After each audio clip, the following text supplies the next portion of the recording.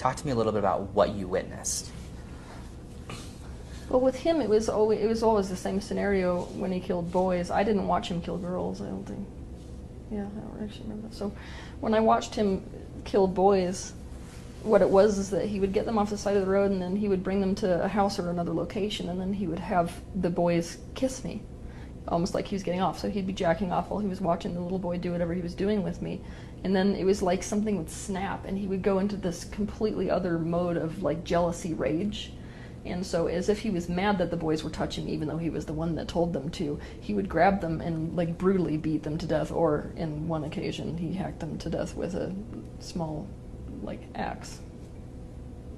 That was him on his own. With the ritual group, they're not like that. It's not like a hodgepodge, emotionally induced type of a thing.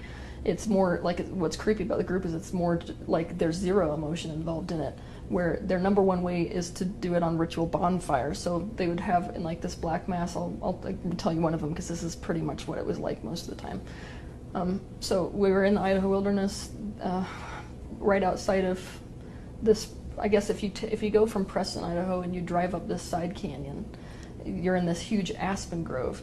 And so we were up there, probably 5 minutes walk from one of the main roads that was winding through that particular area. And we were all brought to this place where people were wearing these gold masks with like purple robes, and then some people were wearing black masks, or I mean black robes with white masks.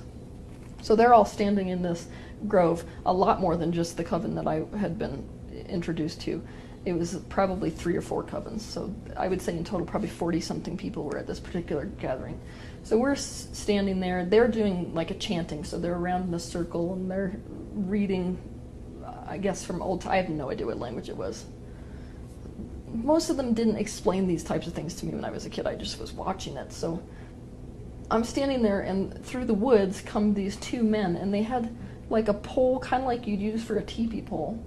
And there was a little girl, I'm guessing again, she was probably 5. She was super tiny.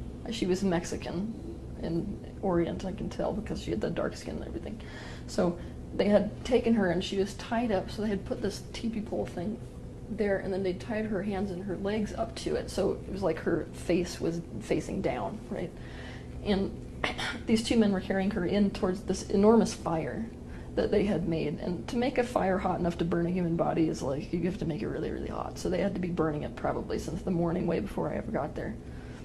But they ended up doing a ritual with her, and then they just picked her up and put her right down over the top of the fire. Now, it is one of the most horrific things you'll ever watch, not because it's like, they actually die pretty quickly that way, because the second that they get over that immense amount of heat, they take their first in-breath and they're gone. It basically sears your lungs to the point of no return.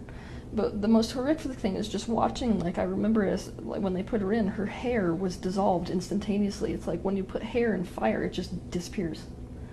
So not only that, what most people have never thought about and don't see is that the skin just like liquefies and it starts to fall off of the body in sheets. So that I was watching it fall into the fire like that, and then pretty soon we were left with basically only bones and like sinews and stuff like that. So I don't know what they do with the bones that they do in those rituals, because usually we leave before anything's cleaned up. It takes quite a while for a body to completely burn. So that was a pretty typical way of killing them.